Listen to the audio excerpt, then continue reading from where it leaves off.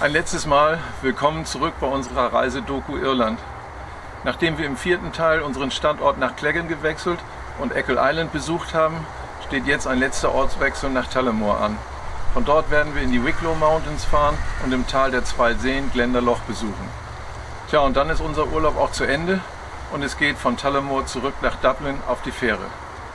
Genießt mit uns diesen letzten Teil der Reise und bleibt uns und unserem YouTube-Kanal treu. Irland war nicht das letzte Reiseziel. Gut. Vielleicht muss es nochmal machen. Ich habe meinen Kopf aus Versehen bewegt, aber. Wieso, warum? Am Anfang. Ja, und? Macht nichts, ne? Nö.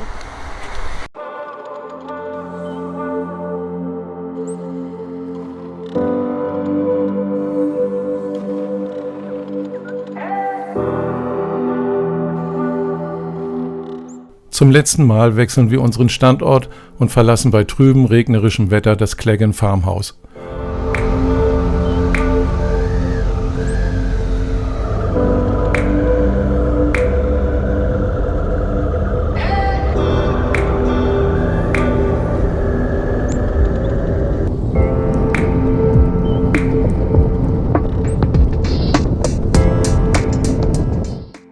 Von der Fahrt gibt es wenig Interessantes zu berichten, bis auf den Connemara Giant, der uns kurz nach der Einfahrt zum Connemara National Park begegnet. Vom Äußeren ist es eine Art irischer Rübezahl und man sollte jetzt vermuten, dass die Figur entweder zu einer alten Sage gehört oder dass hier vielleicht ein wichtiges historisches Ereignis stattgefunden hätte. Aber nichts dergleichen. Es ist einfach eine geschickte Werbung für den gegenüberliegenden Souvenirshop, bei dem wir gern noch eine Pause einlegen. So geht eben irischer Humor. Gegen Abend sind wir dann in Tullamore. Besonders reizvoll finden wir die Stadt nicht und es ist wohl nur die berühmte Whiskybrennerei, die uns interessiert hätte. Aber da es heute nach der Fahrt bereits zu spät dafür ist, hatten wir uns bereits gestern gegen eine Besichtigung entschieden. Lieber wollen wir in die Wicklow Mountains fahren.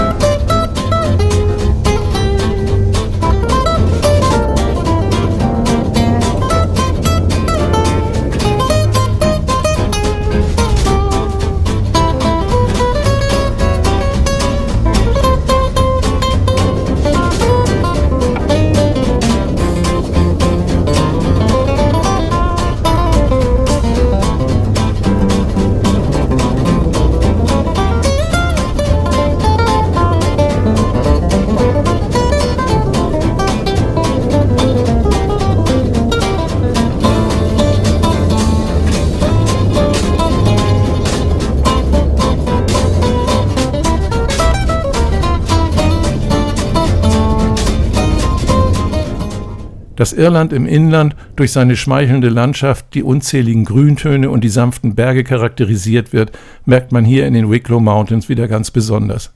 Es leben kaum Menschen in den Bergen und die vereinzelten Orte sind klein, so wie die Klostersiedlung Glendalough im Tal der 2 Seen, wo im 6. Jahrhundert der heilige Kevin lebte und das Tal zu einem Zentrum des Christentums machte. Wir besuchen dort die alte Klosterruine und den Friedhof mit der St. Kevin's Kitchen genannten Kapelle, deren Glockenturm an einen Küchenschornstein erinnert, sowie den 30 Meter hohen Rundturm, der als Orientierungspunkt, als Glockenturm oder auch als Rückzugsort bei den früher häufigen Angriffen und Belagerungen durch Wikinger und Engländer diente.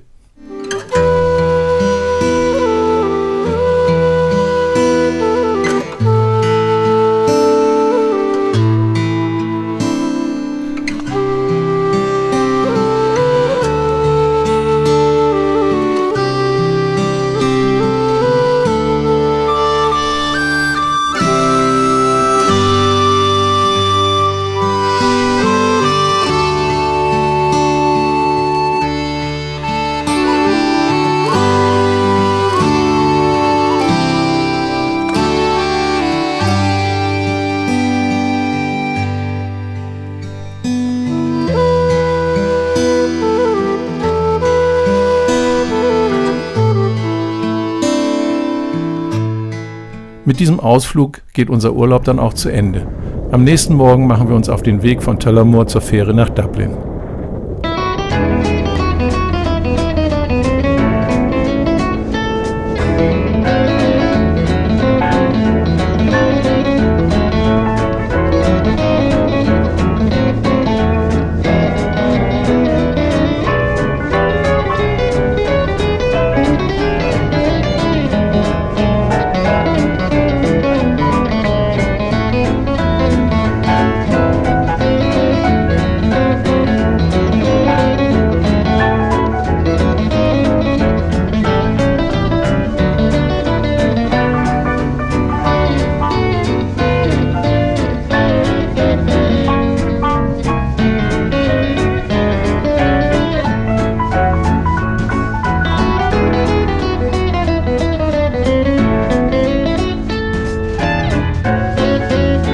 der Fähre vernichten wir dann noch das vorerst letzte Guinness, bevor wir mit einem fantastischen Sonnenuntergang endgültig Abschied von der grünen Insel nehmen.